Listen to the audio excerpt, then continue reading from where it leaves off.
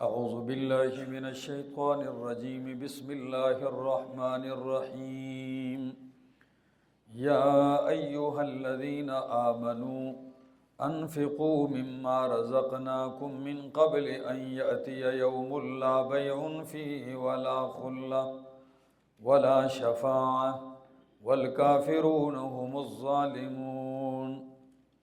اے ایمان والو، انفقوا خرچ کرو، مما رزقناکم اس میں سے جو ہم نے تمہیں رزق دیا ہے، من قبل ان یأتی یوم اس سے پہلے کہ آئے ایسا دن یا وہ دن، لا بیع فیہ ولا خلہ، لا بیع فیہ جس میں کوئی فروخت نہیں ہوگی۔ کیا نہیں ہوگی؟ ہاں، تو بیع فیہ شراء کو اس پر قیاس کر دیا، تو مانا لا بیع فیہ ولا شراء جس میں خرید و فروخت نہیں ہوگی، ولا خلۃ اور نہ کوئی دوستی ہوگی، ولا شفاعۃ اور نہ کوئی سفارش ہوگی، والکافرون هم الظالمون اور کافر وہی ظالم ہیں۔ سورۃ البقرہ مضمون کے اعتبار سے 4 حصوں پر مشتمل تھا، اور چاروں حصوں کا دعویٰ، پہلے حصے کا اثبات توحید، دوسرا اثبات رسالت، تیسرا جہاد فی سبیل اللہ، اور چوتھا حصہ تھا انفاق فی سبیل اللہ۔ اللہ کے راستے میں، اللہ کے دین کے لیے، اعلاء کلمت اللہ کے لیے مال لگاؤ۔ کیا لگاؤ؟ مال لگاؤ۔ تو بقرہ کا یہ چوتھا حصہ یہاں سے شروع ہوگا آخر سورت تک۔ ٹھیک ہے جی؟ فرمائے یا ایھا الذین آمنوا اے ایمان والو، انفقوا خرچ کرو، مما رزقناکم اس میں سے جو ہم نے تمہیں رزق دیا، یعنی جو تم خرچ کرو گے وہ تمہارا اپنا نہیں ہے بلکہ میرا دیا ہوا ہے، تو میرا دیا ہوا میرے ہی دین کے لیے خرچ کرتے ہو، اس میں کیوں بخل کرتے ہو؟ من قبل ان یأتی یوم لا بیع فیہ ولا خلہ خرچ کرو اس دن کے آنے سے پہلے، من قبل اس پہلے، ان یأتی یہ کہ آئے، یوم ایسا دن، لا بیع فیہ ولا خلہ جس میں کوئی خرید و فروخت نہیں ہوگی، ولا خلۃ اور نہ کوئی دوستی ہوگی۔ یعنی ایسا نہیں ہے کہ اب تو خرچ نہیں کرتے ہو، چلو مشکل مرحلہ قیامت کا اگر آ جائے تو اس وقت کوئی نیکیاں خرید لیں گے۔ جی، کسی کے پاس اگر نیکیوں کا پنڈ زیادہ ہوگا تو ہم کہیں گے یار آپ کے پاس زیادہ ہیں، کچھ تھوڑے سے پیسے لے لو اور نیکیاں دے دو، تو ایسا نہیں ہوگا۔ وہاں خرید و فروخت نہ کوئی خرید سکتا ہے، اور خرید اس لیے بھی نہیں سکتا کہ کوئی بیچنے والا ہوگا ہی نہیں۔ بات سمجھ میں آ گئی؟ تو لا بیع فیہ ولا خلۃ اور نہ ہی کوئی دوستی ہوگی، اللہ کوئی دوستی نہیں ہوگی۔ کیا نہیں؟ دوستی نہیں ہوگی۔ الاخلاء یومئذ بعضهم لبعض عدو دوست اس دن بعض کے دشمن ہو جائیں گے، الا المتقون مگر متقین جو ہیں ان کی دوستی اس دن بھی کیا رہے گی؟ ہاں، لیکن کوئی دوست کسی کے لیے کوئی نیکی دینے کو تیار نہیں ہوگا۔ آگے جی، ولا شفاعت اور نہ کوئی سفارش ہوگی، یعنی مشرک کو کوئی سفارش نفع نہیں دے گی، ورنہ سفارش تو ہوگی، انبیاء کریں گے، صحابہ کریں گے، امام الانبیاء کریں گے، حافظ قرآن قاری کرے گا۔ بات سمجھ میں آ گئی؟ لیکن کافر مشرک کو شفاعت فائدہ نہیں دے گی، جیسے سورہ بقرہ میں پیچھے تفصیل سے گزر چکا ہے، وَلَا تَنْفَعُهَا شفاعت، کہ ان کو سفارش نفع نہیں دے گی، وَالْكَافِرُونَ هُمُ الظَّالِمُونَ اور کافر ہی ظالم ہیں۔ کافر ہی کیا ہیں؟ ظالم ہیں۔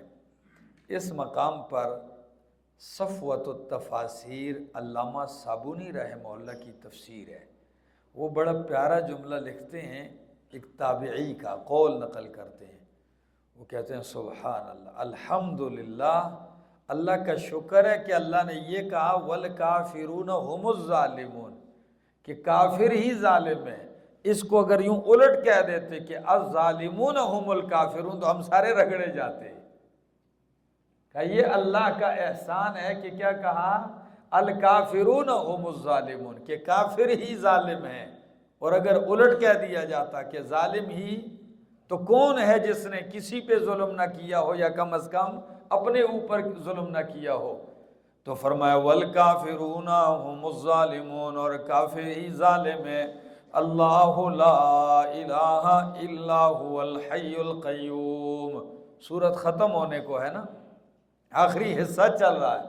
دعوی توحید کو دوبارہ پلٹایا، دعوی توحید کو دوبارہ ذکر کیا، فرمایا اللہ لا الہ الا ہو، اللہ ہی معبود برحق ہے، لا الہ الا ہو، کوئی الہ نہیں الا ہو مگر وہی ہے، الحی وہ زندہ ہے، القیوم تھامنے والا ہے، لا تأخذہ سنۃ ولا نوم، نہیں پکڑتی اس کو اونگ ولا نوم، اور نہ ہی نیند، لہو ما فی السماوات، اسی کا ہے جو کچھ آسمانوں میں ہے، وما فی الارض، اور جو کچھ زمین میں ہے، من ذا الذی یشفع، کون ہے وہ جو سفارش کرے، عندہ اس کے ہاں، الا باذنہ مگر اس کی اجازت کے ساتھ، یعلم ما بین ایدیہم جانتا ہے وہ، ما وہ سب کچھ بین ایدیہم جو ان مخلوقات کے آگے ہے، وما خلفہم اور وہ کچھ جانتا ہے جو ان کے پیچھے ہے، ولا یحیطون بشیء من علمہ اور یہ احاطہ نہیں کر سکتے بشیء کسی چیز کا، من علمہ اس کے علم سے یعنی اس کے معلومات سے، الا بما شاء مگر اتنا ہی جتنا وہ چاہتا ہے، الا مگر بما شاء جو وہ چاہے، جس قدر چاہے کسی کو علم وحی کے ذریعے دے دے یا اسباب کے ذریعے دے دے، وسع کرسیہ السماوات والارض، وسیع ہے اس کی کرسی آسمان و زمین پر، ولا یؤودہ حفظہما اور نہیں تھکاتی اس کو حفظہما آسمان و زمین کی حفاظت کرنا، وہو العلی اور وہی بلند و بالا ہے، العظیم عظمتوں والا ہے۔ سورت کے اندر میں نے کہا دعوی توحید کو کتنی مرتبہ دہرایا جائے گا؟ 4 مرتبہ دہرایا جائے گا، اور ہر مرتبہ اس کے اوپر دلائل ذکر کیے جاتے ہیں۔ کیا خیال ہے؟ تو پہلی دفعہ آیت 21 میں فرمایا یا ایھا الناس اعبدوا ربکم الذی خلقکم، تو اس پر دعوی توحید پر کتنے دلائل دیے؟ 6 دلائل ذکر کیے۔ پھر جب دوبارہ دعوی توحید دہرایا وَإِلَٰهُكُمْ إِلَٰهٌ وَاحِدٌ، آگے لا الہ الا هو الرحمن الرحیم، ان فی خلق السماوات والارض واختلاف اللیل والنہار، تو ادھر دعوی توحید پر کتنے دلائل دیے؟ 8 ترقی کی، ادھر دعوی توحید پھر دہرایا، اس پہ 11 دلائل دیے۔ کتنے دلائل؟ ہاں، دعوی توحید پر 11 دلائل دیے۔ یا اللہ کیا انداز ہے قرآن کریم کا۔ اب ذرا دیکھو میری طرف، 11 دلائل کیسے ہیں؟ دعویٰ پہلے دیکھو آیت کا، اللہ لا الہ الا ہو، یہ دعویٰ ہے کہ اللہ نہیں ہے اس کے سوا کوئی الہ، اس کے سوا کوئی الہ نہیں، حاجتیں پوری کرنے والا نہیں، اس دعوے کو 11 دلائل سے ثابت کیا۔ پہلی دلیل الحیو، کہ وہ زندہ ہے۔ کیا ہے؟ وہ زندہ ہے۔ تو آپ کہیں گے زندہ تو ہم سارے ہیں، کیا خیال ہے؟ آپ زندہ نہیں ہیں؟ بھائی ہم زندہ ہیں، زندہ نہیں تھے، اب زندہ ہیں، زندہ نہیں رہیں گے، پھر زندہ کیے جائیں گے۔ اور اللہ ایسا زندہ ہے، وَتَوَكَّلْ عَلَى الْحَيِّ الَّذِي لَا يَمُوتُ، توکل کر اس زندہ پر جس پہ موت نہیں آتی۔ تو وہ الحیو ہمیشہ سے زندہ ہے، ہمیشہ زندہ رہے گا۔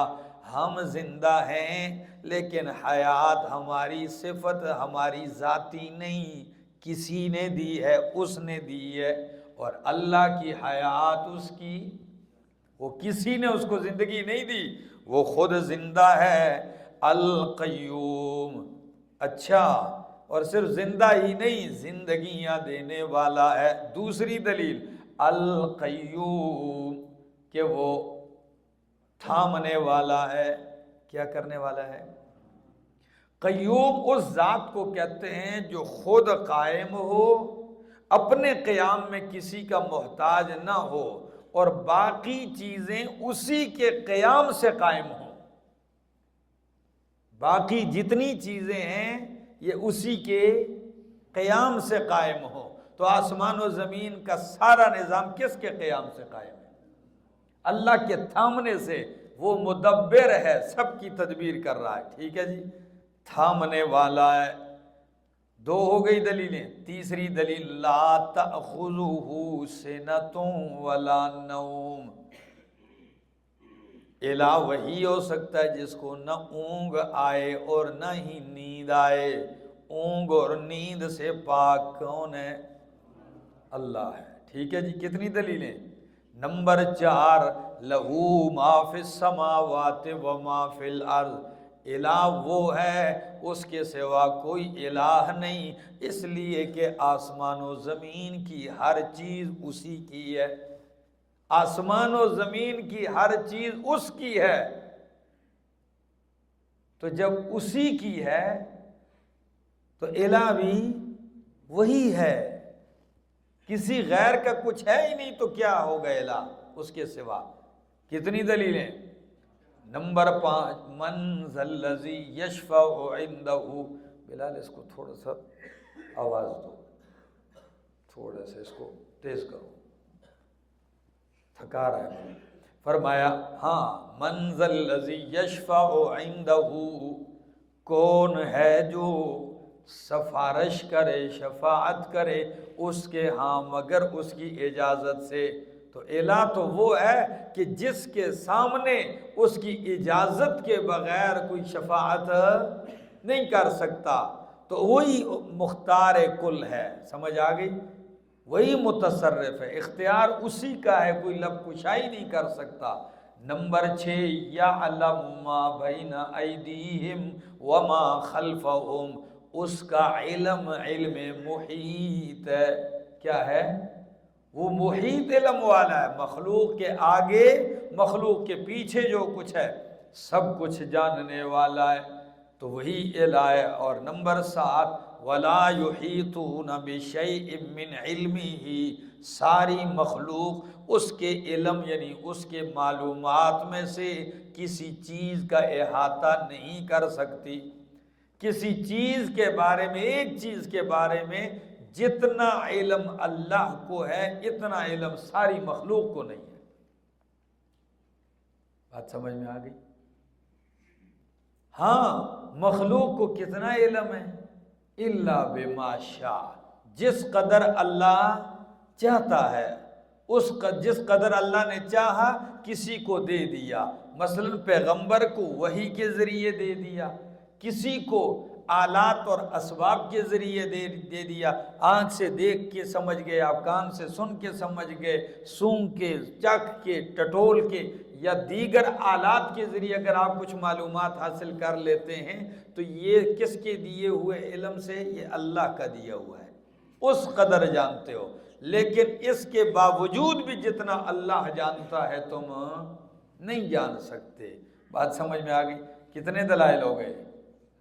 7۔ نمبر 8، وَسِعَ كُرْسِيُّهُ السَّمَاوَاتِ وَالْأَرْضِ، اسی کی وسیع کرسی وسیع ہے آسمان و زمین پر، یعنی آسمان و زمین پہ سلطنت اور حکومت اسی کی ہے، تو الہ بھی وہی ہے۔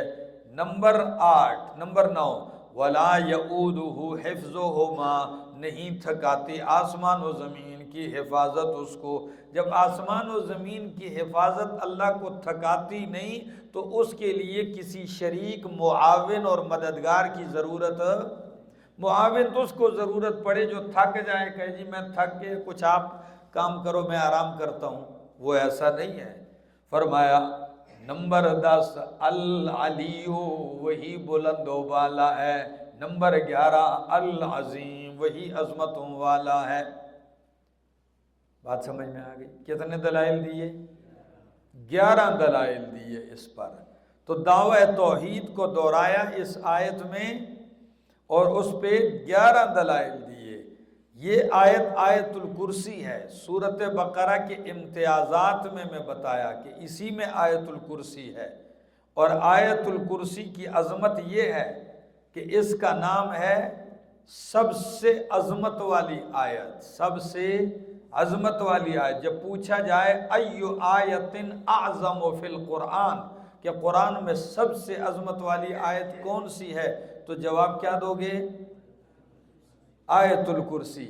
ایک قافلہ ایک ملک سے آیا، ایک قافلہ دوسری جگہ، راستے میں آمنے سامنے ہوئے، اندھیرا ہے۔ ایک قافلے میں امیر المومنین حضرت عمر رضی اللہ تعالیٰ عنہ ہے، دوسرے قافلے میں عبداللہ ابن مسعود رضی اللہ تعالیٰ عنہ، ایک دوسرے کو جانتے نہیں۔ امیر المومنین حضرت عمر نے کہا ایک بندہ میرے قافلے سے اٹھ کے اندھیرے میں سامنے جو پڑاؤ ڈالا ہے اس قافلے نے، ان سے سوال کرے۔ تو سائل اٹھا اور کیا کہتا ہے، سوال کا انداز بھی پتہ چلتا ہے کہ مومن ہے کہ نہیں ہے۔ تو کہا ایو آیت اعظم فی القرآن، قرآن میں سب سے زیادہ عظمت والی آیت کون سی ہے؟ تو حضرت عبداللہ ابن مسعود نے اپنے شاگرد سے کہا اٹھ کے جواب دو کہ اللہ لا الہ الا هو الحی القیوم۔ حضرت عمر نے فرمایا پھر اٹھ، سائل سے شاگرد سے کہا سوال کر ایو آیت ارجا فی القرآن، قرآن کی سب سے زیادہ امید دلانے والی آیت کون سی ہے، سب سے زیادہ امید۔ تو عبداللہ ابن مسعود نے شاگرد سے کہا اٹھ کے جواب دو لا تقنطوا من رحمت اللہ، کہ اللہ کی رحمت سے مایوس نہ ہو، نا امید نہ ہو۔ حضرت عمر نے فرمایا اٹھ کے پھر سوال کرو ایو آیت اجمع فی القرآن، کہ قرآن کی سب سے جامع ترین آیت کون سی ہے، قرآن کی سب سے جامع ترین آیت کون سی ہے؟ تو عبداللہ ابن مسعود نے شاگرد سے کہا اٹھ کے جواب دو ان اللہ یأمرکم بالعدل والاحسان وایتاء ذی القربى وینہی عن الفحشاء والمنکر والبغی یعظکم لعلکم تذکرون، سب سے جامع ترین آیت ہے۔ اچھا، فرمایا اٹھ کے ذرا سوال کرو ایو آیت اخوف فی القرآن، قرآن کی سب سے زیادہ ڈرانے والی آیت کون سی ہے؟ فرمایا واتقوا یوما ترجعون فیہ الی اللہ، ڈرو اس دن سے جس دن تم کس طرف لٹائے جاؤ گے۔ یہ سوال و جواب ہوتے رہے تو سائل نے حضرت عمر رضی اللہ تعالیٰ نے کہا پوچھو افیکم ابن مسعود، کیا تمہارے اندر عبداللہ ابن مسعود تو نہیں ہے؟ تو جب سوال کرنے والے نے کہا پوچھا کہ کیا ہے، انہوں نے کہا ہاں وہ فینا موجود، وہ ہمارے اندر ہے الحمدللہ۔ جب یہ کہا حضرت عمر نے فرمایا کنیف ملئ علما، یہ تو علم کا بھرا ہوا خزانہ ہے، یہ ایک کوٹھی ہے، کوٹھڑی ہے جو علم سے بھرپور ہو۔ اور میرا دوست سمجھ میں آئی ہے کوئی بات؟ تو قرآن کی سب سے عظمت والی آیت کون سی ہے؟ آیت الکرسی ہے۔ حضرت نبی اکرم صلی اللہ تعالی علیہ وسلم نے ابی ابن کعب سے پوچھا، ایو آیت اعظم عندک، تیرے پاس قرآن کی سب سے زیادہ عظمت والی آیت کون سی ہے؟ تو وہ کہنے لگے اللہ لا الہ الا هو الحی القیوم، آیت الکرسی پڑھی۔ جب آیت الکرسی پڑھی، نبی علیہ السلام نے اس کے سینے پہ یوں تھپکی مار کے کہا لیہنک العلم یا ابا المنذر، اے ابو المنذر تجھے تیرا علم مبارک ہو، تجھے تیرا علم کیا ہو؟ مبارک ہو۔ اور اللہ کے پاک پیغمبر صلی اللہ علیہ وسلم کا فرمان ہے کہ جو شخص ہر نماز کے بعد آیت الکرسی پڑھتا ہے، اس کے اور جنت کے درمیان موت کے سوا کوئی رکاوٹ نہیں ہے۔ اتنی عظمت والی آیت ہے۔ ذرا آؤ، اور مفسرین نے لکھا ہے کہ اس آیت کی ایک خصوصیت یہ بھی ہے کہ اس ایک آیت میں اللہ کا اسم ظاہر، اسم مضمر، مستتر، یہ 17 مرتبہ آیا ہے۔ کتنی مرتبہ آیا ہے؟ 17 دفعہ۔ ایسی کوئی آیت نہیں ہے قرآن کی کہ ایک آیت میں اللہ کا نام اتنی مرتبہ آیا ہو۔ کیسے؟ ذرا دیکھو، اللہ ایک، لا الہ الہ دو، ہوا تین، الحی چار، القیوم پانچ، لا تأخذہ ضمیر کا مرجع کون ہے؟ 6۔ آگے ولا لہو ما فی السماوات، لہو 7، من ذا الذی یشفع عندہ 8، الا باذنہ مگر اس کی اجازت۔ وہ کون ہے؟ اللہ۔ یعلم کس کی صفت ہے؟ اللہ کی۔ کتنے ہو گئے؟ 10۔ فرمایا ولا یحیطون بشیء من علمہ، پھر ضمیر مرجع 11، الا بما شاء، شاء کی ضمیر، ہوا ضمیر کا مرجع کون ہے؟ اللہ۔ وسع کرسیہ، اس کی کرسی وسیع ہے۔ 13 فرمایا لا یعودہ، پھر 14 اور وہوا 15، العلی 16، العظیم 17۔ 17 مرتبہ اللہ کا نام آیا ہے۔ اب ذرا آؤ، اللہ لا الہ الا ہو، اللہ لا الہ کوئی الہ نہیں، الا ہو مگر وہی ہے۔ دلیل الحی وہ زندہ ہے، القیوم تھامنے والا ہے۔ تو سچ بتاؤ، کائنات کے نظام کو تھامنے والا کون ہے؟ جب تھاما ہوا اللہ نے ہے اور اسی سے قائم ہے جی، تو مشرکوں کے دماغ نہیں خراب؟ کوئی کہتا ہے سمندروں پہ ڈیوٹی لگی ہے خضر علیہ السلام کی، انہوں نے سمندر تھامے ہوئے۔ جنگلات میں ڈیوٹی لگی ہوئی ہے الیاس علیہ السلام کی، انہوں نے جنگلات کے نظام کو تھاما ہوا ہے۔ اور یہ سال میں ایک دفعہ ملتے ہیں، اور ملتے ہیں تو ایک دوسرے کے سر کے بال کاٹتے ہیں، کیونکہ نائی کے پاس تو جاتے نہیں ہیں، تو سال میں ایک دفعہ ملاقات ہوتی ہے، ایک دوسرے کے سر کے بال کاٹتے ہیں۔ لا حول ولا قوت الا باللہ۔ کیا کہانیاں جوڑی ہوئی ہیں۔ اللہ فرماتے ہیں آسمان و زمین کا نظام کس نے تھاما ہوا ہے؟ القیوم، وہی ہے تھامنے والا۔ لا تأخذہ نہیں پکڑتی اس کو سیناتن اونگ۔ سیناتن نیند سے پہلے بندے کو کیا آتی ہے؟ ہاں جیسے درس میں ایک بندہ غفلت کے ساتھ بیٹھا ہو نا، تو بس وہ منہ کھلا رہے گا، تو بس وہ ہاتھ رکھے گا، کئی تو ہاتھ بھی نہیں رکھتے، ٹھیک ہے نا۔ مقدمۃ النوم، نیند کا مقدمہ، ٹھیک ہے۔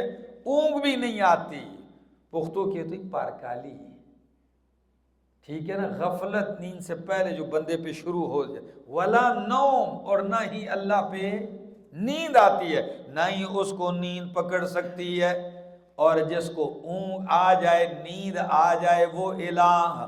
اور نبی اکرم صلی اللہ علیہ وسلم اونگ تو چھوڑیے، سویا کرتے تھے، کیا کرتے تھے؟ جو سو جائے وہ الہ نہیں ہوتا۔ نبیوں کے سردار ہیں، راستے میں سو گئے ہیں، بلال کی ڈیوٹی لگائی کہ آپ نے نماز صبح کے لیے جگانا ہے، حضرت بلال ساری رات انتظار کرتے رہے، جب فجر کا ٹائم نزدیک ہونے لگا نا، وضو کیا، نفل شفل پڑھے، اور جا کے اپنی سواری کے ساتھ ٹیک لگا کے یوں مشرق کی طرف منہ کیا، جیسے ہی فجر صادق طلوع ہوگی میں جگا دوں گا۔ اب ٹیک لگائی، فغلبت عیناہ، تو ان کی آنکھیں ان پہ غالب آ گئیں، سو گئے۔ جب سو گئے، بخاری کی حدیث ہے، تو جاگے کب؟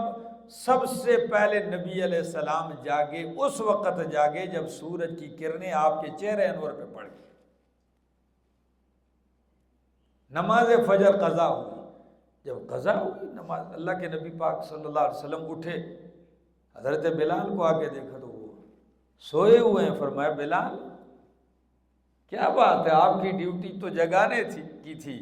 تو بلال قربان جاؤں رضی اللہ تعالیٰ کہنے لگے، اخذ بنفسی الذی اخذ بنفوسکم، میری روح اس نے لے لی، سلا دیا جس نے تمہیں سلا دیا، تو جس طرح تم سوئے تمہیں خبر نہیں لگی، اسی طرح میں سو گیا تو پھر مجھے بھی۔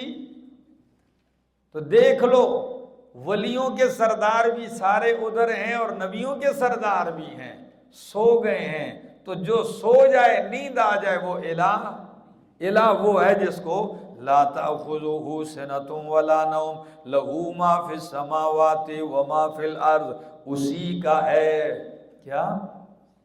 کس طرح کیا ہے لہو؟ اس کا ملکن و تصرفن، لہو اے ملکن و تصرفن، اسی کا ہے جو کچھ آسمان و زمین میں، یعنی ملک بھی اسی کی ہے اور اس میں تصرف بھی اسی کا چلتا ہے۔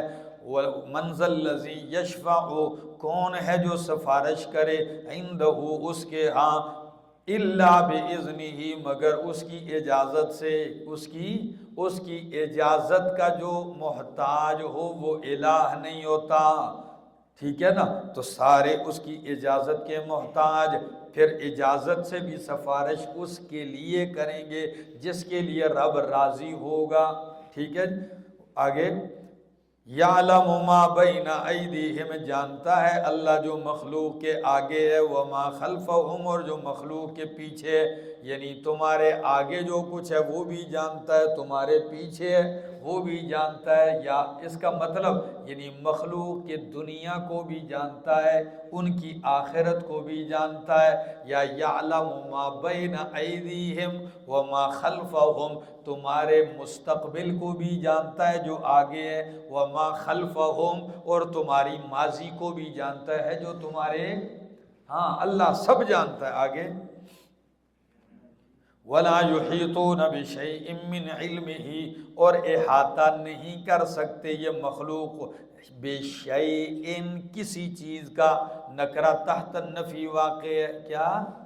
بِشَيْءٍ کسی بھی چیز کا، إِلَّا بِمَا شَاءَ مگر، لا یحیطون نہیں احاطہ کر سکتے کسی چیز کا، من علمہ اللہ کی معلومات میں سے کسی چیز کا، الا بما شاء مگر جو وہ چاہے، جس قدر وہ چاہے کسی کو وہی یا آلات کے ذریعے علم دے دیتا ہے۔ وسع کرسیہ السماوات والارض، وسیع ہے اس کی کرسی آسمان و زمین پر۔ کرسی سے کیا مراد ہے؟ تو مفسرین کرام کچھ لکھتے ہیں کہ کرسی سے مراد اس کی سلطنت، حکومت ہے، کیا ہے؟ ہاں، اور یہ لفظ حکومت پر عام عرف کے اندر بھی استعمال ہوتا ہے، کہتے ہیں آج کرسی فلاں کے پاس ہے، یہ ساری دوڑ کرسی کی ہے، کہتے ہیں کہ نہیں، یعنی اقتدار اور حکومت کی ہے۔ تو اللہ وہ ہے کہ جس کی کرسی یعنی جس کا اقتدار اور حکومت آسمان و زمین سب پر ہے، اس کا اقتدار۔ دوسری توجہ کہ کرسی کا لفظ علم سے ہے، اس کا معنی علم ہے۔ تو علم آپ کہیں گے کیسے؟ بھیا آپ نے ابھی وفاق کے یا وحدت المدارس کے پرچے دیے، جو آپ کو پرچہ دیا جاتا ہے جس پہ آپ لکھتے ہیں، اس پہ کیا لکھتا ہوتا ہے؟ کراسہ۔ کیا لکھا ہوتا ہے؟ کراسہ ہوتا ہے کہ نہیں ہوتا؟ کیوں؟ آپ اس میں علم لکھتے ہیں، کیا کرتے ہیں؟ ہاں، تو معنی ہے وسع کرسیہ السماوات والارض، اے وسع علمہ السماوات والارض، اللہ کا علم آسمان و زمین پر وسیع ہے، کوئی چیز اس کے علم سے باہر نہیں۔ اور تیسری توجہ وسع کرسیہ السماوات والارض، کہ کرسی سے مراد وہی کرسی جس پر بندہ بیٹھتا ہے، ٹھیک ہے؟ اللہ کی کرسی بھائی جیسے اللہ کے شان کے لائق ہے، بات سمجھ میں آ گئی؟ تو اللہ نے اپنے لیے کیا ثابت کی ہے؟ کرسی اس کی شان کے مطابق ہے، ہم اس کی کیفیت متعین کر نہیں سکتے بھائی۔ فرمایا وسع کرسیہ السماوات والارض ولا یؤودہ، اور نہیں تھکاتی اس کو حفظہما، ان دونوں کی حفاظت۔ ہما ضمیر تثنیہ کیا چیز ہے؟ آسمان و زمین کی حفاظت۔ وہو العلی العظیم، اور وہ علی و بلند ہے، العظیم بلند عظمتوں والا ہے، العلی بلند ہے، العظیم عظمتوں والا ہے۔ آگے جی، مخلوق جتنا بھی اللہ کی ذات کے بارے میں سوچے، اللہ ان کے اس سوچ اور تصور سے بھی کیا ہے؟ اوپر ہی ہے، ٹھیک ہے جی۔ آگے، لا اکراہ فی الدین، کوئی زبردستی نہیں ہے دین میں، قد تبین الرشد من الغی، تحقیق واضح ہو چکی ہے ہدایت اصلاح، من الغی ٹیڑھے پن کجی سے۔ معنی میں نے کیے، آپ غور سے سن لیں۔ فرمایا لا اکراہ فی الدین، نہیں ہے زبردستی، اکراہ فی الدین، کس میں؟ دین میں۔ قد تبین الرشد، تحقیق واضح ہو چکی ہے، الرشد اسلام واضح ہو چکا ہے، ایک معنی۔ الرشد اصلاح واضح ہو چکی ہے، من الغی گمراہی سے، ٹیڑھے پن سے۔ اس کا ربط کیا ہے؟ اس کا ربط سارے پیچھے لگ سکتا ہے۔ اگر اس کا ربط لگے انفاق کے ساتھ، کس کے ساتھ؟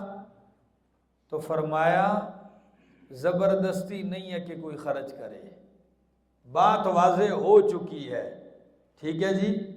حق اور باطل دونوں راستے واضح ہو چکے ہیں، اب جس کی مرضی مال خرچ کرتا ہے نہیں کرتا، یا اس کا تعلق اسی آیت الکرسی والے دعوے کے ساتھ، تو معنی ہوگا کہ اللہ کی توحید اتنے دلائل عقلیہ نقلیہ وحیہ کے ذریعے ثابت ہو چکی ہے، اب جب کوئی نہیں مانتا تو اس پر جبر اور اکراہ نہیں ہے۔ بات سمجھ میں آ گئی ہے؟ لا اکراہ فی الدین، ہاں یہ نہیں ہے کہ کسی کو زبردستی کلمہ پڑھا، اگر زبردستی آپ کسی کو کلمہ پڑھا بھی دیں تو کیا وہ معتبر ہے؟ دل سے وہ نہیں مانے بھائی، ایمان نام ہے تصدیق اقرار باللسان و تصدیق بالقلب، بات سمجھ میں آ گئی؟ اور ایک ہے وہ جبر، آپ کہیں گے جبر نہیں ہے تو پھر جو بدکاری کرتا ہے تو اس کو سزا کیوں دی جاتی ہے، چور کا ہاتھ کیوں کاٹا جاتا ہے؟ یہ سارا اسلام میں نہیں ہے۔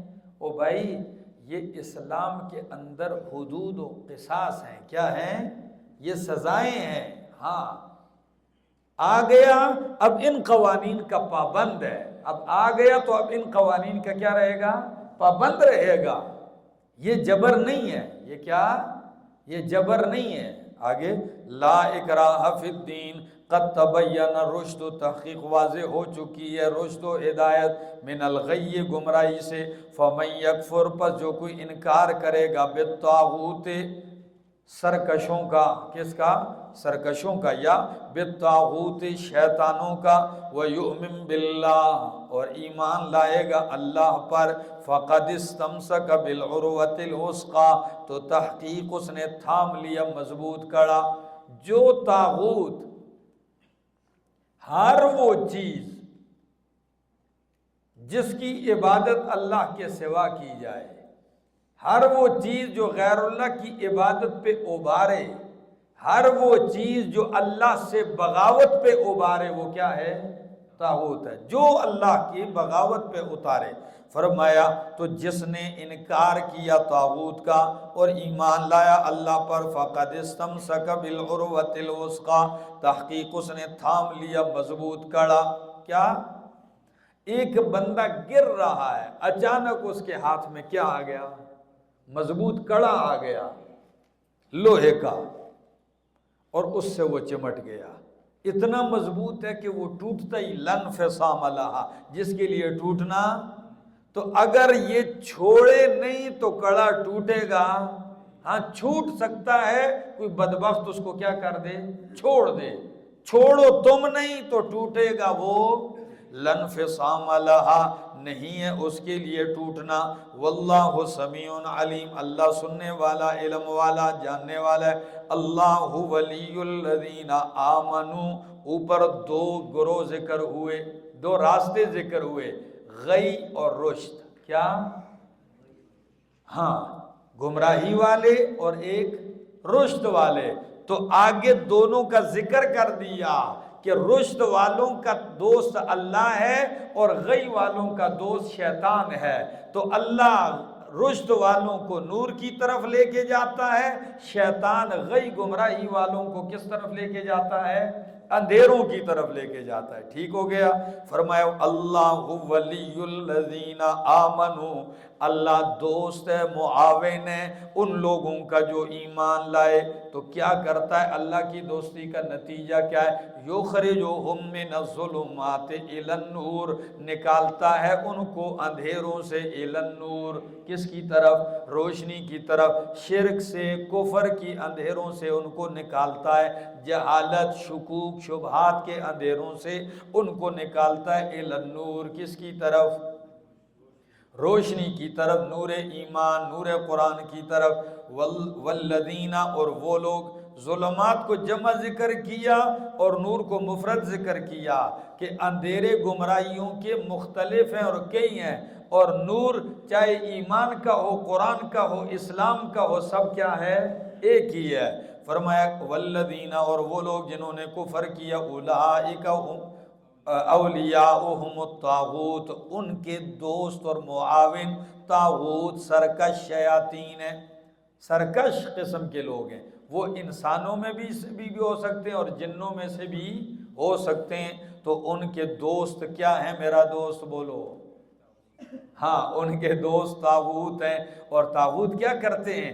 یخرجونہم من النور الی الظلمات ان کو نکالتے ہیں روشنی سے الی الظلمات اندھیروں کی طرف۔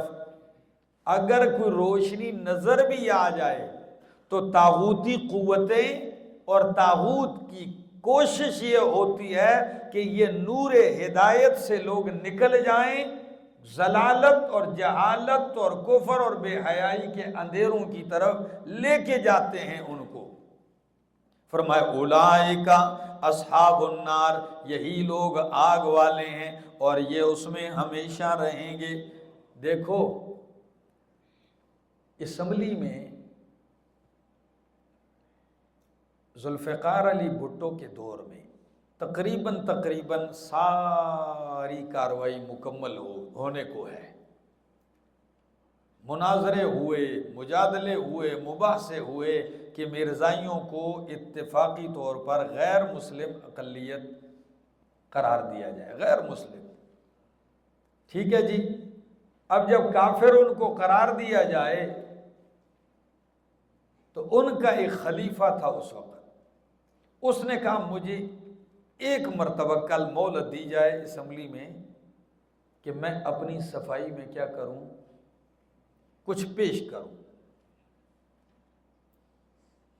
آ گیا اگلے دن، دیکھنا ذرا کس طرح اندھیروں روشنی سے کس کی طرف لے کے جاتے ہیں؟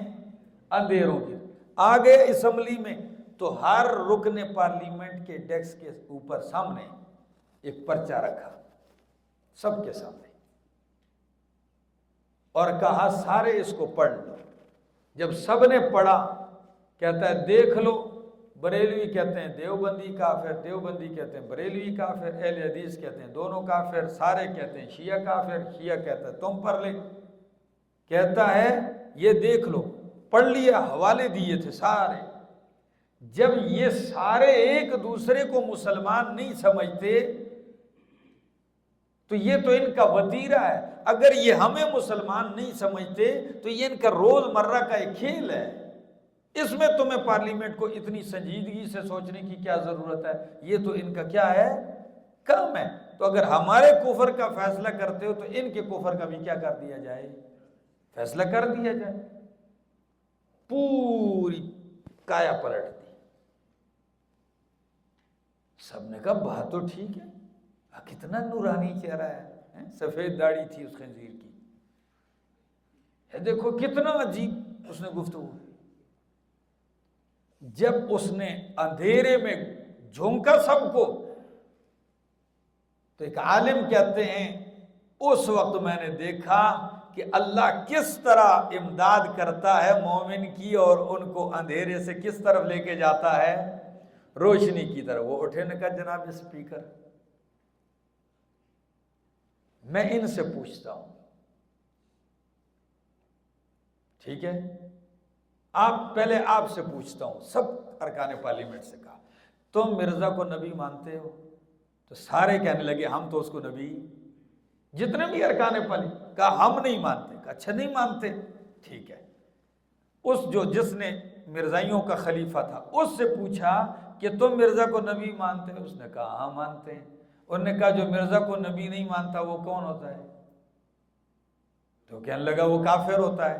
نے کہا ایک یہ مرزا کی کتاب ہے، کافر بھی ہوتا ہے، وہ کہتا ہے مرزا کہتا ہے جو مجھے نبی نہیں مانتے وہ سارے کنجریوں کی اولاد ہے۔ نمبر 2 وہ سارے گدھے ہیں۔ تو عالم اٹھا کہ یہ پارلیمنٹ یا تو پھر ان کے کفر کا فیصلہ کرو، ٹھیک ہے کہ یہ کافر ہیں، اور اگر ان کے کفر کا فیصلہ نہیں کرتے ہو تو پھر اگر یہ سچے ہوتے ہیں تو پھر اپنے کفر کا فیصلہ کر جاؤ۔ نہیں سمجھے؟ وہ کہتا ہے مرزا نبی ہے، جو نبی نہیں مانتا مرزا کو تو وہ کیا ہیں؟ تو تم سارے نہیں مانتے ہو، جب نہیں مانتے ہو تو یا پھر ان کے کفر کا فیصلہ جاری کر دو تو یا اپنے کفر کا فیصلہ جاری کر دو، یہ مسلمان تو تم کافر ہو جاؤ گے۔ جب چند باتیں کی پھر کایا پلٹ گئی، وہ اندھیرے جو چھائے تھے وہ سارے چھٹ گئے اور اجالا ہو گیا۔ فرمایا اللہ ولی الذین آمنوا یخرجہم من الظلمات الی النور والذین کفروا اولیاؤہم الطاغوت یخرجونہم من النور الی الظلمات اولئک اصحاب النار ہم فیہا خالدون الم تر الی الذی حاج ابراہیم فی ربہ۔ دیکھو شروع میں رشد اور غی، دو گروہ کا ذکر کیا، رشد ہدایت اصلاح اور غی گمراہ۔ پھر گمراہ کے دوست طاغوت ہیں اور اصحاب رشد کا دوست اللہ ہے۔ رشد والوں کو روشنی کی طرف لے کے جاتا ہے اللہ، اور طاغوت غی گمراہی والوں کو اندھیرے کی طرف لے کے جاتا ہے۔ آگے اسی کے اوپر مثالیں دے دی کہ ایک مثال سن لو، رشد والوں کو اللہ اجالے کی طرف کیسے لے کے جاتا ہے اور غی والوں کو شیاطین طاغوت گمراہی کی طرف کیسے لے کے جاتے ہیں۔ تو پہلی مثال ذرا دیکھ لو غی کی، کس کی؟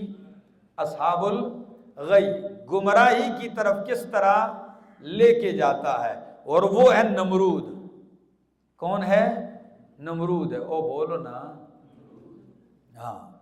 الم تر الی الذی، دیکھو فرمایا الم تر الی الذی، کیا تو نے نہیں دیکھا اس شخص کی طرف حاج ابراہیم، جس نے جھگڑا کیا ابراہیم علیہ السلام سے، فی ربہ، اس کے رب کے بارے میں، ان آتاہ اللہ، یہ ان لأجلیہ ہے، ٹھیک ہے نا، اس وجہ سے کہ اللہ نے اس کو بادشاہت دی تھی۔ مست اس لیے ہوا، وجہ کیا تھی مست ہونے کی؟ کیوں جھگڑا ابراہیم علیہ السلام سے؟ وجہ یہ تھی کہ اس کو اللہ نے بادشاہت دی تھی، مست ہو گیا۔ اذ قال ابراہیم، جب کہا ابراہیم علیہ السلام نے، ربی الذی یحیی و یمیت، میرا رب وہ ہے جو زندہ کرتا ہے اور مارتا ہے۔ قال، تو نمرود کہنے لگا، انا احیی و امیت، میں بھی زندہ کرتا ہوں اور مارتا ہوں۔ ابراہیم خلیل اللہ علیہ السلام نمرود کے دربار میں کھڑے ہیں، موحد اعظم کھڑا ہے، بحث چل پڑی تو نمرود نے کہا تمہارا رب کون ہے؟ کیونکہ وہ تو کیا کہتا تھا، رب تو اپنے آپ کو کہتا، تمہارا رب کون ہے؟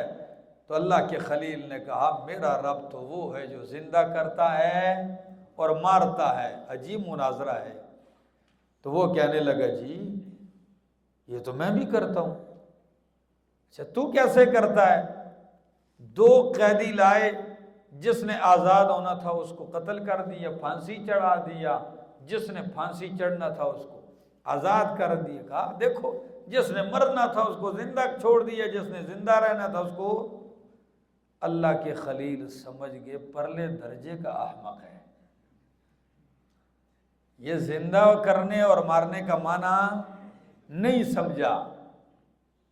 اور میرے شیخ کیا کہتے ہیں کہ قرآن نے فرعون کا نام تو لیا ہے، نمرود کا نام اس لیے کہ نام لینے کے قابل ہی نہیں تھا، بے وقوف تھا، ہر درجہ بے وقوف تھا۔ تو کہنے لگا میں زندہ کرتا ہوں مارتا ہوں۔ تو ابراہیم علیہ السلام نے فوراً دوسری دلیل کی طرف انتقال فرمایا، دوسری دلیل کی طرف انتقال کیا۔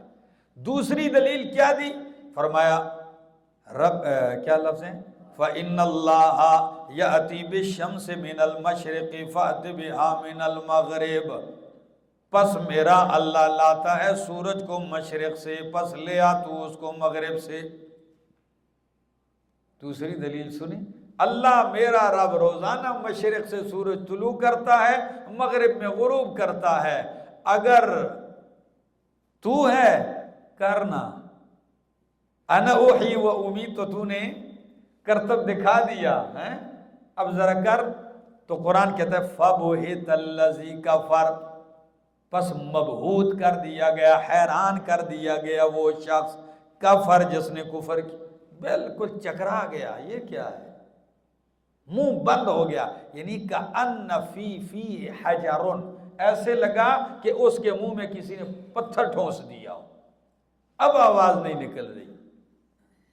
آپ سے پوچھتا ہوں، وہ نہیں کہہ سکتا تھا کہ جی یہ مشرق سے تو میں طلوع کرتا ہوں اور مغرب میں میں غروب کرتا ہوں؟ جی کیا خیال ہے؟ وہ یہ سوال کر سکتا تھا نا۔ ایک جواب عام اردو تفاسیر نے لکھا ہے اور ایک جواب مسائل رازی میں رازی نے لکھا ہے، کمال کیا ہے۔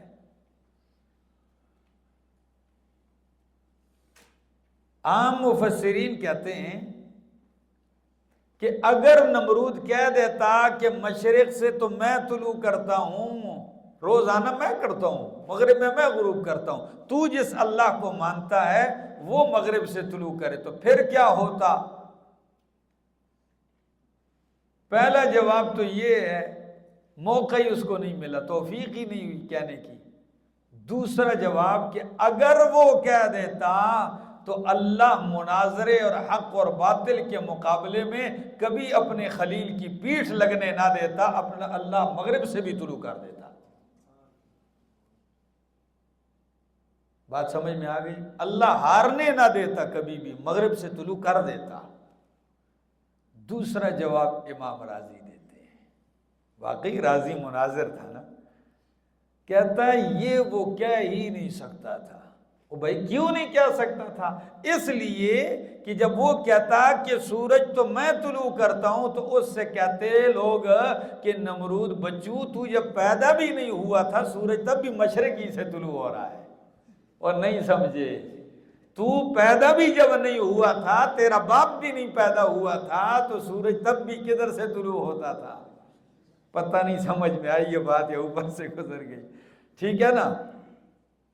تو اس لیے اس نے یہ کہنے کی جرت ہی نہیں کی فَبُہِتَ الَّذِي كَفَرَ، پس مبہوت کر دیا گیا وہ جس نے کفر کیا، وَاللَّهُ لَا يَهْدِي الْقَوْمَ الظَّالِمِينَ، اور اللہ توفیق نہیں دیتا ظالم کو، کیا نہیں دیتا؟ توفیق نہیں دیتا، ایسے ظالموں کو توفیق نہیں ملتی حق قبول کرنے کی۔ تو دیکھو مثال تم نے دیکھی کس طرح شیاطین، طاغوت اپنے دوستوں کو گمراہی کی طرف لے کے جاتے ہیں، جس طرح کہ نمرود کو کس طرف لے کر گئے ہیں؟ اجالا پیغمبر کر رہا ہے ان کے سامنے، لیکن وہ اس اجالے سے اس کو کھینچ کے کدھر لے کے جا رہے ہیں؟ گمراہی کی طرف جا رہا ہے۔ بات سمجھنے کے بھائی جی ہاں، آگے جی پڑھ لو نا۔ او کالذی مر علی قریۃ وہی خاویۃ علی عروشها، دوسری مثال اصحاب الرشد کی، پہلی مثال اصحاب غی کی اور دوسری مثال کس کی؟ اصحاب الرشد۔ کس طرح رشد والوں کو اللہ روشنی کی طرف لے جاتا ہے؟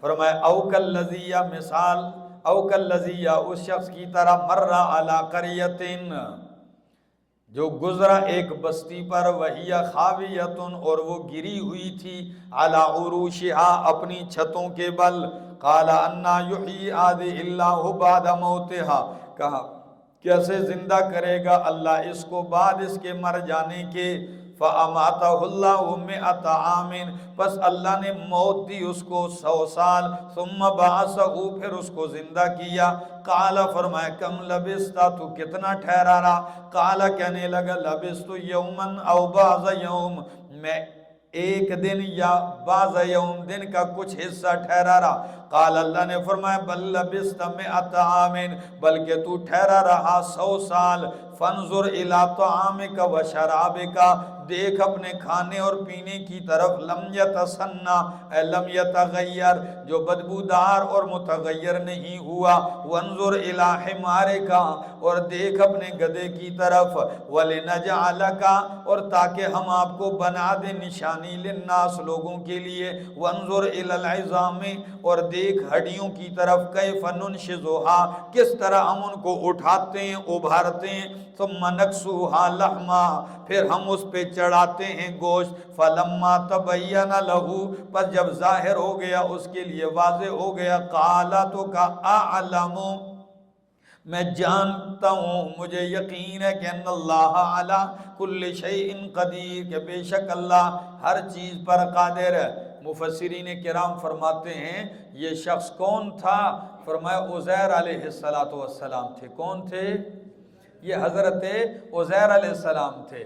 ان کا گزر ہوا ایک بستی پر، کون سی تھی بستی کا نام نہیں، بھائی اتنا بتایا کہ بستی ہے ساری ویران ہے، پہلے چھت گرے ہیں، پھر دیواری گری ہے۔ آپ کو پتہ ہے گھر جب ویران ہوتے ہیں تو سب سے پہلے کیا گرنا شروع ہوتے ہیں؟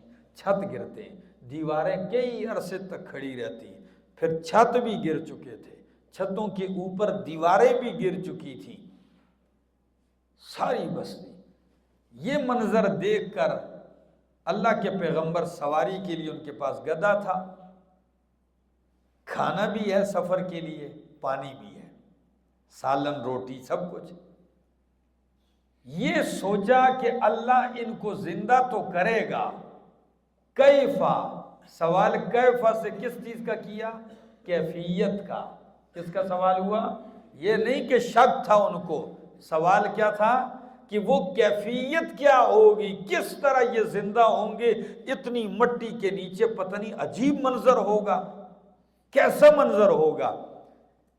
یہ بات کی، اللہ نے ان پہ موت طاری کر دی، فَأَمَاتَهُ اللَّهُ 100 عَامٍ، 100 سال تک کے لیے مار دیا، ثُمَّ بَعَثَهُ، 100 سال کے بعد پھر زندہ کیا، زندہ کرنے کے بعد فرمایا کم لبستا، کتنا عرصہ ٹھہرے رہے ہو؟ کہنے لگے لبست یومن او بعض یوم، ایک دن یا دن کا کچھ حصہ ٹھہرے رہے۔ اللہ نے فرمایا نہیں، بل لبستا مئۃ عام، بلکہ آپ کتنا رہے؟ 100 سال رہے ہیں۔ آپ سے پوچھتا ہوں دوستو، یہ کون تھے یہ ہستی؟ فوت ہوئے کتنا عرصہ گزرا؟ دفن تو نہیں ہوئے نا، ظاہر کا بات ہے، اوپر پڑے رہے۔ 100 سال گزرے، وہ کہنے لگے کتنا عرصہ ٹھہرا رہا ہوں؟ دن یا دن کا کچھ حصہ۔ اللہ نے فرمایا نہیں، آپ کتنا رہے؟ کیا یہ واضح دلیل نہیں ہے کہ مرنے کے بعد کسی کو پتہ جہان کا؟ یہاں جہان کی تو بات ہی پرے، خود اپنی جان کے بارے میں پوچھا گیا کہ آپ کتنا عرصہ ٹھہرے رہے؟ کہنے لگے دن یا دن کا کچھ حصہ۔ جی جب آپ مردوں کے متعلق بات کرتے ہیں تو لوگ کہتے ہیں جی مر کے نہ میں دیکھا تھے نہ تساں دیکھا، کہتے ہیں کہ نہیں جی؟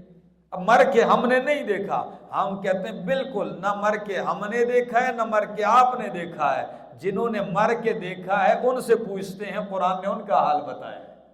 بات تو اس کی معتبر ہے نا جنہوں نے مر کے دیکھا ہے۔ جب فوت کیے 100 سال کے بعد اٹھایا، 100 سالوں میں گرمی سردی، دن رات، بہار خزاں، کتنی آوازیں، کتنا کچھ تغیر تبدل ہوا ہوگا، لیکن ان کو اس چیز کی خبر۔ تو پھر جو کہتے ہیں کہ قبر تے چڑی آوے تو اس کا بھی پتہ چلتا ہے، چڑا آئے اس کا بھی پتہ چلتا ہے۔ یہ کہانیاں نہیں ہیں تو اور کیا ہے؟ جی تو پہلی بات فرمایا لبست بل لبست مئۃ عام، تو کتنا عرصہ ٹھہرا رہا؟ 100 سال۔ اب اچھا، فانظر الی طعامک، 100 سال گزر کے کھانے کی طرف دیکھیے، جب برتن کھولا تو اس سے وہیں اسی طرح دھواں اٹھ رہا ہے، سالن گرم، روٹی گرم، پانی اسی طرح تازہ، کھانا پانی دیکھو ذرا۔ فرمایا وانظر الی طعامک و شرابک، دیکھنا ذرا کھانے کی طرف اور پانی کی طرف، لم یتسنہ اے لم یتغیر، بالکل کچھ تغیر تبدل اس میں نہیں آیا، بو بھی نہیں پیدا ہوئی۔ حالانکہ سالن روٹی یہ ایسی چیزیں ہیں کہ یہ 2-3 دن سے اوپر، 2-3 نہیں بس 2-3 ٹائم کے اوپر نہیں جا سکتی، تو 100 سال کے بعد وہ کیا ہیں؟ تر و تازہ ہیں۔ اچھا، وانظر الی حمارک، جو گدھا آپ نے باندھا تھا سواری اس کی طرف دیکھا، مٹی کا ڈھیر پڑا ہوا ہے۔ اب گدھا چر پھر کے کھا پی کے کچھ گزارا کر سکتا ہے تو وہ مٹی میں مٹی ہو چکا ہے، اور سالن جو ایک دن سے دوسرے دن تک نہیں ٹھہر سکتا وہ 100 سال کے بعد بھی کیا ہے؟ بتاؤ، یہ سب کچھ کرنے والا کون ہے؟ اچھا یہ دیکھا، فرمایا اب ذرا میرا پیغمبر دیکھ گدھے کی طرف، کس طرح ہم اس کو زندہ کرتے ہیں۔ فرمایا وانظر، کیا الفاظ ہیں؟ وانظر الی حمارک ولنجعلک آیۃ للناس وانظر الی العظام، دیکھ ہڈیوں کی طرف، کیف ننشزها، کس طرح ہم اس کو ابھارتے ہیں۔ نشوز کا معنی ہوتا ہے چیز کا ابھرنا، کیا؟ اٹھنا۔ دونوں معنی آپ کو اردو تراجم میں ملیں گے۔ فقہ کی کتابوں میں جو عورت خاوند کی نافرمان ہوتی ہے، لڑتی ہے، اس کو ناشزہ کہتے ہیں۔ کیا کہتے ہیں؟ چونکہ وہ بھی ابھرتی ہے، پڑسی ابھر کے اوپر کی طرف، ٹھیک ہے نا، غرور دکھاتی ہے، تو اس کو ناشزہ۔ تو کس طرح ہم ان ہڈیوں کو کیا کرتے ہیں؟ ابھارتے ہیں۔ اچھا پھر دیکھا یکا یک ہڈیاں مل رہی ہیں، میں حیران ہوتا ہوں، عجیب منظر نہیں ہوگا؟ ہڈیاں مل رہی ہیں، ڈھانچہ تیار ہوا۔ جب ساری ہڈیوں کا ڈھانچہ تیار ہوا، فرمایا ثم نکسوها لحما، اب میرا پیغمبر ہم ان پہ گوشت چڑھاتے ہیں۔ وہ جو گوشت مٹی ہو چکا وہ دوبارہ گوشت بنتا جا رہا ہے، سارا چڑھا دیا اوپر۔ فلما تبینا، بالکل گدھا زندہ سلامت جب دوبارہ اس حال پہ آیا، ساری جو منظر واضح ہو گیا، فرمایا اعلم ان اللہ علی کل شیء قدیر، میں جانتا ہوں کہ اللہ ہر چیز پر قادر ہے۔ اللہ، میں اس کی وضاحت کرتا ہوں، حاجی صاحب آتا ہوں۔ اب سوال ہے ایک، وہ یہ ہے کہ اللہ رب العزت نے، انہوں نے تو اتنی بات پوچھی تھی کہ ہم اللہ ان مردوں کو کس طرح زندہ کرے گا، تو اتنا مسئلہ اتنی بات سے حل ہو جاتا، گدھا ادھر ہی مار دیتے، ادھر مٹی میں ملا دیتے، اسی وقت ان کو کیا کر دیتے، بات ختم ہو جاتی نا۔ ایسا نہیں کیا، بلکہ ان کو موت دی 100 سال تک کے لیے، پھر ان کو زندہ کیا، پھر ان کے سامنے گدھا تھا اس کو دوبارہ ان کے سامنے زندہ کیا۔ تو میرا دوست اس لیے فرمایا پیغمبر کو فوت کیا 100 سال کے بعد زندہ کیا، اس لیے آپ کو مارا اور آپ کو زندہ کیا تاکہ آپ کو لوگوں کے لیے نشانی بنا دیا جائے، اور گدھے کو مار کے زندہ کیا اس کو آپ کے لیے نشانی بنا دیا جائے۔ او میرا دوست، آپ کو مار کے زندہ کر دیا تاکہ آپ لوگوں کے لیے نشانی بن جائے، اور آپ کے سامنے گدھے کا سارا منظر دکھا کے آپ کے لیے اس کو نشانی بنا دیا۔ پتہ نہیں سمجھ میں آ رہی ہے؟ یہ بہت بڑی نشانی ہے آپ کہ 100 سال تک پیغمبر پڑا رہا۔ لیکن ایک اور بات بھی نشانی ہے، دیکھو میرا دوست، 100 سال گدھے کے لیے الفاظ یہ تھے کہ ہڈیاں تھیں، لیکن پیغمبر کے لیے بعثہ کا لفظ کہا، یہ نہیں کہا کہ پیغمبر گل گئے تھے نعوذ باللہ، سڑ گئے تھے، مٹی ہو گئے، نہیں، وہ اسی طرح ترو تازہ رہے، صرف ان کو کیا کیا، زندہ کیا۔ اور ایک مزے کی بات، پیغمبر کا جسم کہاں گلتا سڑتا، فرمایا ذرا اپنے کھانے پینے کی طرف تو دیکھ، وہ بھی نہیں گلا سڑا۔ جس کھانے نے آپ کی غذا بننا ہے اس کو بھی اللہ نے گلنے نہیں دیا، تو آپ کا وجود کیسے گلے گا؟ کھانا پینا کیا رکھا ہوا ہے، تر و تازہ ہے۔ یہ قدرت کی نشانیاں ہیں۔ فرمایا او کالذی مر علی قریۃ، یا اس شخص کی طرح جو گزرا ایک بستی پر، وہی خاویۃ، اور وہ گری ہوئی تھی، علی عروشہا، اپنے چھتوں کے بل۔ قال، فرمایا، انا یحیی ہذہ اللہ، کس طرح زندہ کرے گا اللہ پاک، کیفیت کیا ہوگی اس کی، بعد موتہا، اے بعد موت اہلہا، اس بستی کے اہل کے مر جانے کے۔ بستی تو اینٹیں اور پتھر ہیں، نہ وہ کب مریں اور جئیں، یعنی اس کے رہنے والوں کو موت کے بعد کیسے زندہ کرے گا۔ فَأَمَاتَهُ اللَّهُ، پس اللہ نے ان کو موت دے دی، 100 عام، 100 سال۔ قال، فرمایا، کم ثم بعثه، پھر ان کو زندہ کیا۔ قال، فرمایا، کم لبثت، کتنا تو ٹھہرا رہا؟ قال، فرمایا، لبثت یوما، تو نبی نے کیا کہا، میں ٹھہرا رہا ایک دن، یا او بعض یوم، یا دن کا کچھ حصہ۔ قال، فرمایا، بل لبثت 100 عام، بلکہ تو ٹھہرا رہا کتنا عرصہ، 100 سال۔ وانظر الی طعامک، اور دیکھ اپنے کھانے کی طرف اور پانی کی طرف، لم یتسنہ، جو بدبودار نہیں ہوا، جو متغیر نہیں ہوا۔ وانظر، اور دیکھ، الی حمارک، اپنے گدھے کی طرف، وَلِنَجْعَلَكَ آیَةً لِلنَّاسِ، اور تاکہ ہم آپ کو بنا دیں لوگوں کے لیے نشانی۔ اور گدھے کو آپ کے سامنے زندہ کر دیا تو گدھا آپ کے لیے نشانی۔ فرمایا، وَلِنَجْعَلَكَ، تاکہ بنا دیں ہم آپ کو، لِلنَّاسِ، لوگوں کے لیے نشانی۔ دیکھو آج تک ہمارے لیے نشانی نہیں ہے کہ ہم بیان کرتے ہیں کہ عزیر علیہ السلام کو اللہ نے موت دی، موت کے بعد زندہ کیا، تو ہم دلیل نشانی کے طور پر پیش کرتے ہیں کہ نہیں پیش کرتے، کہ موت کے بعد کسی کو اس جہان کی خبر، دلیل کیا ہے، عزیر علیہ السلام کا واقعہ۔ اور مزے کی بات ہے کہ اللہ نے پیغمبر کو بطور مثال ذکر کیا ہے۔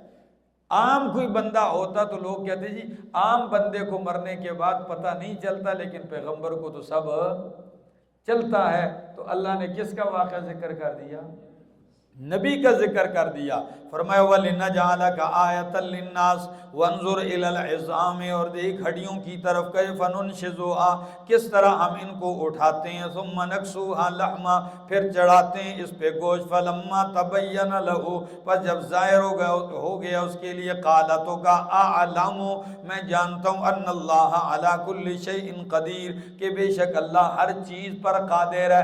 جو اللہ قدرت سے یہ دکھا سکتا ہے کہ گدھا مٹی میں مٹی ہو کے دوبارہ زندہ کر دیا، ٹھیک ہے، تو وہ قیامت کو مردہ بھی زندہ کر سکتا ہے۔ 100 سال گزرے ہیں، کھانا متغیر بھی نہیں ہوا، تو ایک ہی موسم ہے، ایک پہ اثر انداز ہو رہا ہے ایک چیز پہ اور دوسری چیز پہ، او بھائی ایک ہی موسم، ایک ہی دن، ایک ہی رات، سب چیزیں ایک جگہ پڑی، ایک کو گلا سڑا کے ڈھیر کر دیا گدھے کو، اور دوسری چیز کو،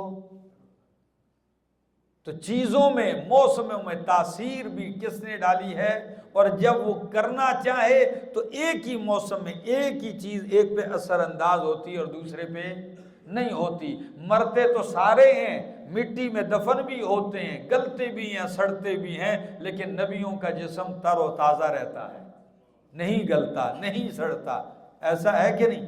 حضرت عمر رضی اللہ تعالیٰ عنہ کی خلافت کے دور میں تستر علاقہ فتح ہوا۔ کون سا علاقہ؟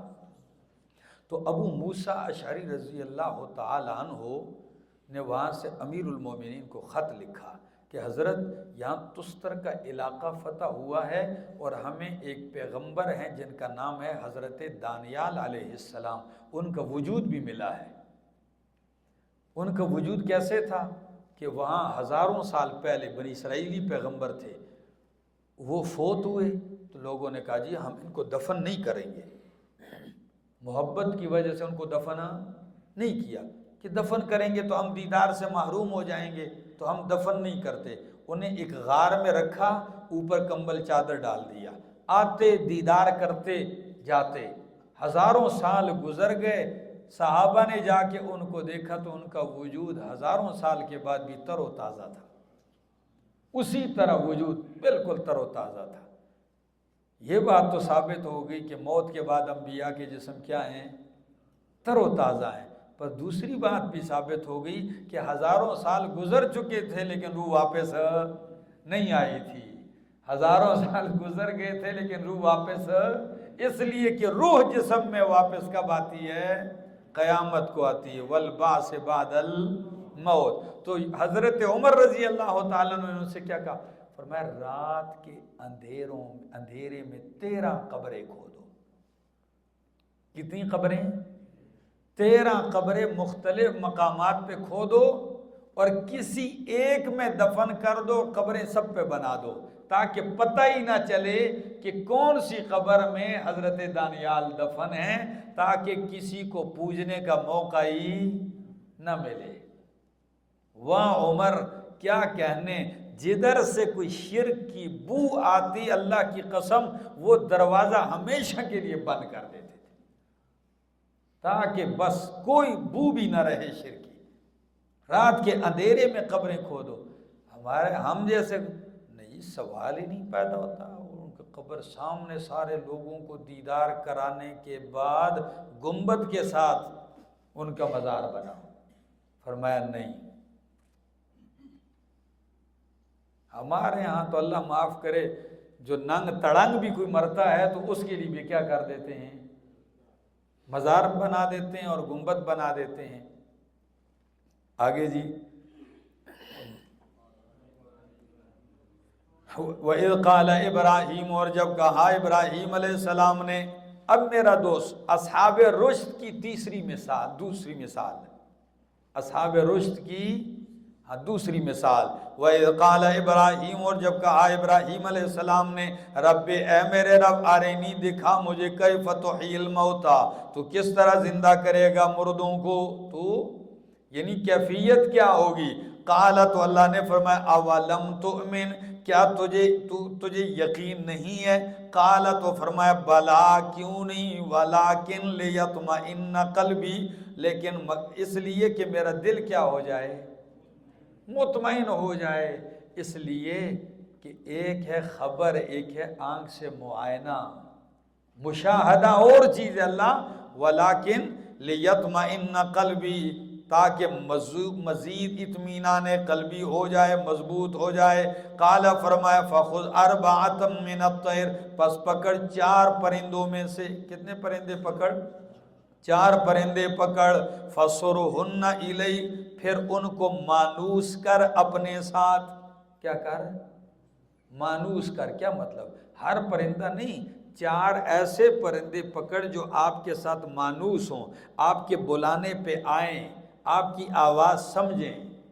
ٹھیک ہو گیا؟ تو ان کو مانوس کر، پھر کیا کر؟ پھر ان کو ذبح کر۔ پھر ان کو کیا کر؟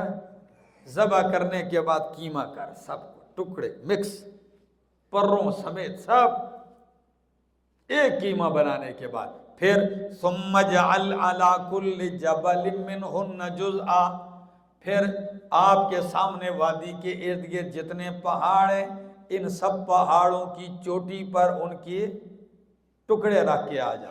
ثم اجعل، پھر رکھ، علی کل جبل، ہر پہاڑ پر، منہن، ان سے، جزءا، حصہ کر دیا۔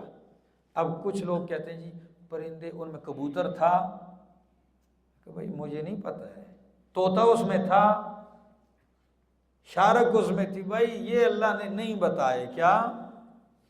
4 پرندے مانوس کیے، ذبح کیے، ٹکڑے کر دیے، پہاڑوں پہ ٹکڑے رکھے، نیچے آ کے وادی میں کھڑے ہو جائیے۔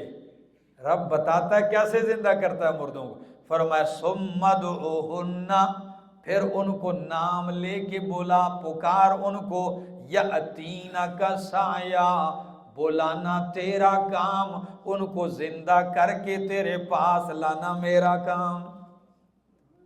ثم ادعوہن، پکار، بولا۔ تو جس پرندے کا آپ نے جو نام رکھا ہے، اس نام کے ساتھ پرندے کو کیا کر؟ پکار، جو مانوس ہے تیرے ساتھ۔ اور جب پکارا، اللہ کی قسم عجیب منظر ہوگا، ادھر سے ادھر سے ادھر سے ذرات لمحوں میں ملتے ہیں، دوبارہ وہی چیز بنتی ہے، پرندہ سامنے آ جاتا ہے۔ فرمایا وَعَلَمْ، اور جان لے، ان اللہ عزیز حکیم، کہ بے شک اللہ کیا ہے؟ زبردست حکیم، حکمتوں والا ہے۔ کیا ہے؟ زبردست ہے، یعنی ان سارے مردوں کو ابھی زندہ کر سکتا ہے، سب کو دکھا سکتا ہے۔ ہر آدمی کا مردہ گھر میں دوسرے دن آ جائے، جی کفن میں کیا حال ہے جی، کر سکتا ہے اللہ، لیکن نہیں کرتا۔ حکیم، اس میں بھی کیا ہے؟ حکمتیں ہیں۔ کیا خیال ہے؟ اور میں تو حیران ہوتا ہوں، کچھ لوگوں نے کتابیں لکھی ہیں، ادھر ایک اٹک کا نے کتاب لکھی، اور کتاب کے شروع میں لکھا کہ جی مردے تو مرنے کے بعد اتنے طاقتور ہوتے ہیں کہ ایک مردہ، ایک کفن چور تھا، ایک مردے کی کفن چرانے کے لیے گیا، تو جیسے قبر کھودی تو پیچھے سے مردہ اٹھ کے کھڑا ہو گیا۔ اب جب مردہ کھڑا ہو گیا تو چور آگے اور مردہ اس کے پیچھے ہے، کہا ٹھہر جا تیری، بھاگ رہا ہے مردہ کہیں، وہ چور بستی میں جا کے گھسا، کوئی ادھر ادھر مردے سے جان بچا کے چلا گیا۔ تو مردے نے کہا نکل کے تو چلو، ویسے ہی باہر آ گیا ہوں، اپنے گھر چلا جاؤں ذرا۔ تو جاتے ہوئے وہ اپنے گھر بھی چلا گیا، اور جب گھر گیا تو نے کہا جی آئے ہوں تو رات بھی گزار کے چلا جاؤں جی، تو رات بھی گزاری، اور رات بھی خیراما نہیں گزاری، ٹھیک ہے نا، ہاں چلو بیوی ہے تو رات بھی گزار دی، کہتے ہیں پھر چلا گیا۔ سال کے بعد اس مردے کو اللہ نے بیٹا دیا اور اس کا نام مالک رکھا گیا۔ عقل حیران و پریشان رہتی ہے، کیا کہتے ہیں لوگ، طاقتیں ساری مردوں کے لیے کیا کرتے ہیں۔ کسی نے اس نے ایک ویڈیو کلپ سنایا، فیس بک پہ دیکھا، کسی نے سوال کیا مولانا آپ جو اولیاء کے اتنے تصرفات کہتے ہیں، یہ کرتے ہیں وہ کرتے ہیں، بھائی یہ تو چلو زندہ ہو تو مر جائیں، کسی کا سوال تھا، تو وہ کہتے ہیں بادشاہو یہ زندہ ہوں تو اتنا کچھ نہیں کرتے جتنا مرنے کے بعد کرتے ہیں، کہا دلیل؟ کہتے دلیل اس لیے کہ شیر ہو پنجرے میں تو وہ اتنا نقصان اور اختیار اس کا پاور استعمال، لیکن پنجرے سے باہر ہو جائے پھر تو وہ جنگل کا بادشاہ ہے، جو چاہے کرے۔ تو کہتا ہے یہ جو مردہ ہے نا، یہ جسم کے اندر روح ہے، یہ پنجرے میں اتنا کچھ نہیں کر سکتی، اور جب یہ مرتا ہے تو پنجرے سے پھر یہ جدھر چاہتی ہے یہ کرتی ہے وہ کرتی ہے۔ پختونخوا کا ایک مولانا ہے، اس میں یہ لکھا ہے کہ ارواح اولیاء جو ہیں ان کے پاس اتنا پاور ہے کہ دشمنوں کو تباہ کرتے ہیں اور دوستوں کی مدد کرتے ہیں۔ انا للہ و انا الیہ راجعون۔ اگر یہ کہتے ہوئے بھی بندہ کہے کہ میں توحید کو مانتا ہوں تو پھر اللہ کہتا ہے بئس ما یأمرکم بہ ایمانکم، یہی ایمان ہے تو یہ بہت برا ہے، یہ ایمان ہے، یہ توحید ہے۔ ابھی آپ کو آگے آئے گا سورہ آل عمران میں ابھی آپ کو پڑھاؤں گا کہ وہ عیسائی کہتے تھے یہ آپ ہم پہ شرک کے فتوے لگاتے ہو، پیغمبر کو مانتے ہیں، انجیل کو مانتے ہیں، اللہ کی کتاب کو مانتے ہیں، ہم توحیدی ہیں، ہم پہ مشرک کے فتوے، توحید کو ہم مانتے ہیں۔ تو اللہ نے فرمایا تین الہ بھی مانتے ہو اور کہتے ہو ہم پھر بھی کیا ہیں؟ توحید کے ماننے والے ہیں۔ تو اکبر الہ آبادی نے کیا کہا؟ تثلیث کے قائل نے خالق کو کہا ایک، تثلیث کے قائل نے خالق کو کہا ایک، تھی سوئی تین پر حیرت سے بجا ایک۔ کہتے ہیں یہ عجیب بات ہے کہ سوئی تین پر ہو اور کیا کہہ رہا ہو بندہ یہ ایک بج گیا، تم تثلیث کے قائل اور کہتے ہو کہ ہم کیا ہیں؟ توحید مانتے ہیں۔ یہ سمجھ میں آنے والی بات نہیں ہے۔ فرمایا وَعْلَمْ أَنَّ اللَّهَ عَزِيزٌ حَكِيمٌ، جان لے کہ اللہ زبردست حکمتوں والا ہے۔ وقفہ